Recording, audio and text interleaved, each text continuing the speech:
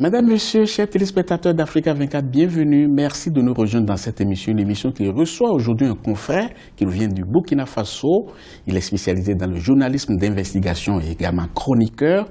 Il s'appelle Newton Ahmed Barry. Merci d'avoir accepté notre invitation.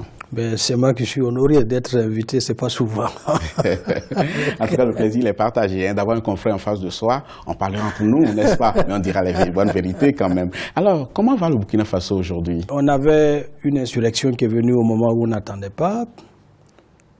On a eu un gouvernement non plus, ou en tout cas une direction de la transition qu'on n'attendait pas. Et actuellement, évidemment, tout le monde est focalisé sur un objectif qui semble être finalement celui pour lequel il y a consensus, c'est-à-dire les élections.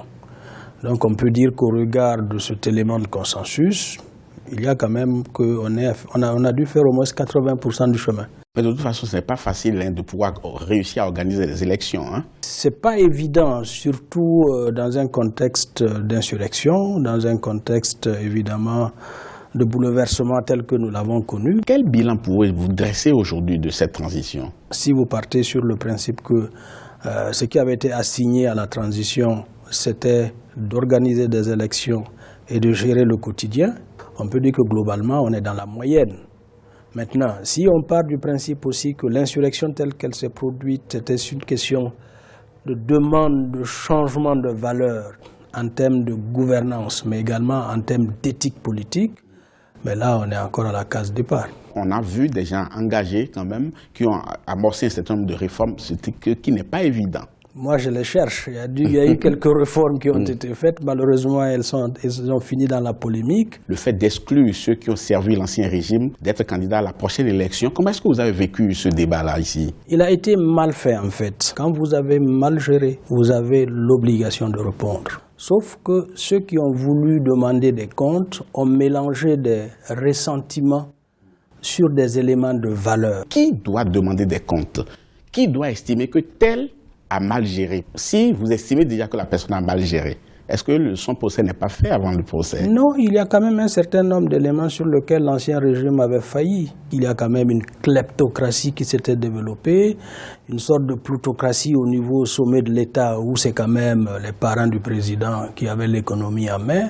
Une certaine façon de penser économique et politique qui s'était installée pour laquelle on aurait pu, à mon avis, essayer, non pas dans le sens dans lequel on a voulu faire les choses, que moi je critique.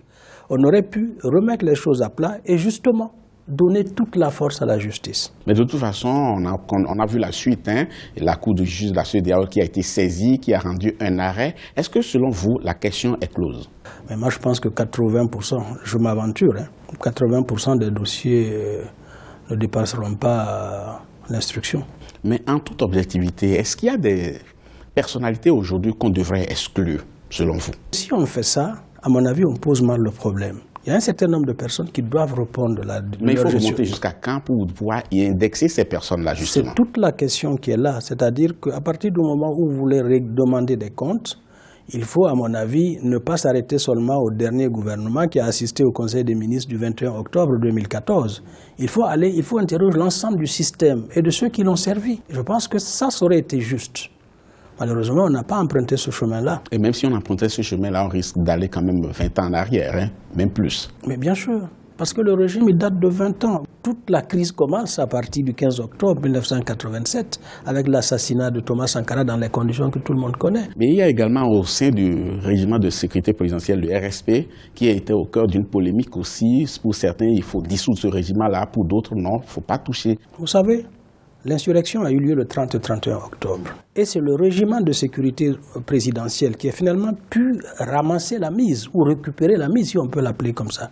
Parce qu'in fine, quand les gens sont arrivés dans la rue et que Blaise est parti, il n'y avait pas de solution B. Ce n'était pas prévu, aussi bien par les politiques que par les acteurs de la société civile qui de toute façon n'avaient pas une culture politique assez avancée. Et donc les officiers du RSP ont été extrêmement malins. Ils ont récupéré le régime qui était par terre et ils ont placé un de leurs gars, qui est donc Zida. Zida est venu à la tête de l'État par le fait du RSP. L'actuel Premier ministre, vous l'avez dit. Bien sûr, qui a été d'abord ce qu'on pourrait appeler le président de la pré-transition de 2 semaines. Et ensuite, qui est resté, mais par la volonté du RSP. Monsieur Newton Ahmed Barry, vous êtes journaliste comme moi, mais vous êtes super journaliste d'investigation, comme le disent vos confrères et ceux qui lisent vos chroniques régulières que vous postez. Mais des questions se posent quand même sur l'idéal du combat que vous menez. Parce que vous avez combattu le régime Compaoré, la transition s'est installée. Apparemment, vous combattez également les acteurs de cette transition. Non, je ne combats pas les acteurs, je dénonce la gouvernance. Blaise, on le critiquait parce qu'il était au gouvernement, il n'est plus. Il y a d'autres personnes qui ont pris sa place et qui gèrent le pays. Et donc, qui doivent rendre des comptes. En tant que journaliste, je leur demande des comptes quotidiennement. C'est tout ce que je fais. Rien d'autre. Rien d'autre. On a constaté une recrudescence d'articles désormais contre les acteurs de la société civile, les organisations de la société civile. On se demande qu'est-ce qui explique ce bras de fer ou ce malentendu. Regardez, comment on peut imaginer qu'une société civile décide de dire que c'est Zida qui doit être Premier ministre et que dans les accords secrets de la transition, il est institué qu'il est inamovible. Or, dans le même temps, on n'a pas rompu avec la Constitution qui est en place. Donc, les instances décisionnelles de l'État restent en l'État avec leurs prérogatives. Le Premier ministre a été nommé par le chef de l'État, on peut l'enlever si l'on veut. Si le chef de l'État juge qu'il veut l'enlever, c'est son droit le plus absolu. Mais quand cette même société civile se lève et dit, par exemple, c'est M. Newton Barry qui doit être le président de la transition, est-ce que ça ne vous dérange pas dans ce cas? Non, parce que c'était dans un contexte tout à fait différent. On n'a pas dit, ils n'ont pas dit, d'ailleurs, ce n'est pas eux. C'est-à-dire qu'il y avait la société civile, il y avait la société publique qui a fait des propositions. Oui. Dans le cadre d'une charte de la transition qui avait demandé ou qui avait balisé comment devrait se faire la désignation des responsables de la transition. C'est dans ce cadre-là que j'ai été proposé.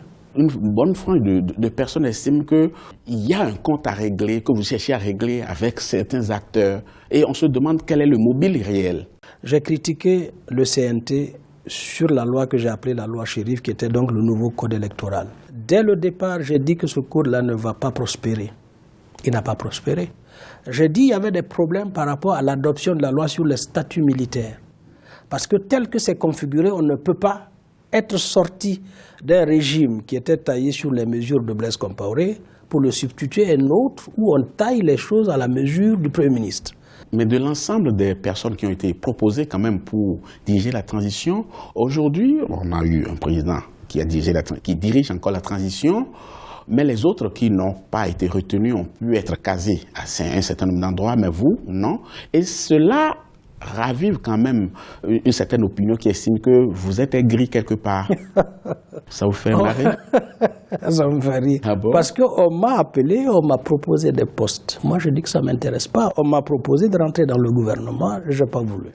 On m'a proposé d'être président d'une institution, je n'ai pas voulu. On m'a proposé d'être ambassadeur, je n'ai pas voulu. On dit aussi que vous avez trop de scoops. Oui. Surtout par rapport à l'armée, on se demande si ce n'est pas vous, le patron des renseignements du Burkina Faso. Je pense qu'on ne peut pas faire grief à un journaliste. Je crois que vous devriez me reconnaître à mon avis. Mais ce n'est pas moi, justement, c'est les téléspectateurs, c'est les milliers de Burkinabés qui se posent la même question. Non, je trouve que quand même sur cette question-là, on devrait, je pense, m'en savoir gré. Un journaliste d'investigation qui n'est pas informé plus que ceux qui l'informent, n'en est pas un, quand même. Ou bien... Donc, vous discutez la place avec le patron des renseignements burkinabé. Non, j'ai accès à un certain nombre d'informations, mais je ne pense pas que j'en ai toutes. Mais quand on va un peu plus loin, on constate quand même que vous n'attaquez jamais les hauts gradés de l'armée. Ça, c'est pas honnête ceux qui disent ça, parce que souvent, on fait le reproche par rapport à Diendéré. Mais j'ai combattu Diendéré de 1998. Quand Norbert Zongo a été assassiné, j'ai démissionné de la télévision nationale où j'étais présentateur. Je n'étais pas le dernier, vous pouvez demander, au Burkinabé. J'ai démissionné. J'ai fait pendant près de 20 ans un combat presque de corps à corps avec le général Gilbert Diendéré autour du régiment de sécurité présidentielle. Moi, je considère aujourd'hui que ce n'est plus lui. Aujourd'hui, il est devenu un simple justiciable, un citoyen. Vous êtes sûr qu'il est vraiment devenu un simple, qui n'est pas dans l'homme tirant les ficelles et très très craint aussi? Sauf simplement si le régime qui est en place est défaillant et qu'il n'arrive pas à s'assumer, ce n'est pas la faute, à mon avis, des autres. Il ne faut pas reporter ces turpitudes sur les autres. Je vous pose la question entre nous, Est-ce que le journaliste est autorisé à tout dire? est-ce que toute vérité est bonne à dire par un journaliste? Moi, je ne sais pas, vous êtes journaliste, cette question-là, ça coule de source. Oui. Il y a un certain nombre d'éléments que vous ne pouvez pas dire pour le bon sens. Parce que, évidemment, les personnes qui vous le disent, comme vous le savez très bien, je vous le donne sous off ou machin. C'est à vous qui savez, c'est vous qui voyez comment vous le faites, mais vous ne l'utilisez pas en tant que tel. Il y a aussi que les lois interdisent un certain nombre de choses. Vous n'allez pas braver les lois.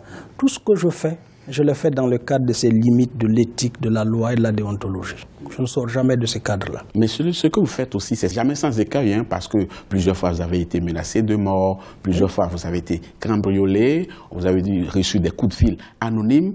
Et on se demande aujourd'hui qui en veut à Newton Barry. Mais vous savez que quand vous faites le travail que je fais, vous avez plusieurs ennemis parce que vous êtes au carrefour de, quand même, je vous dérange un certain nombre d'intérêts. Le CNT, le Conseil national de transition, a demandé à ce que l'ancien président Blaise Compaoré soit jugé. Est-ce que c'est votre lecture? Je pense qu'il doit rendre compte. Maintenant, est-ce que le CNT fait la bonne procédure pour qu'il rende compte? Ça, c'est une autre question. Quand on gère, on doit rendre compte. Et Blaise plus que les autres. Mais certains estiment quand même que pour l'unité nationale, il faut passer un coup de siphon. La justice n'est pas un règlement de compte. Quand on gère, on rend compte. Merci beaucoup Newton Ahmed Barry, c'était un plaisir. Je vous souhaite vraiment du courage et du succès pour la suite. Merci beaucoup. Quant à vous, chers téléspectateurs, nous sommes à la fin de cette émission. Merci beaucoup de l'avoir suivi. Je vous donne rendez-vous très bientôt pour un autre numéro de cette émission. Pour l'instant, je vous laisse en compagnie des programmes d'Africa 24. À très bientôt.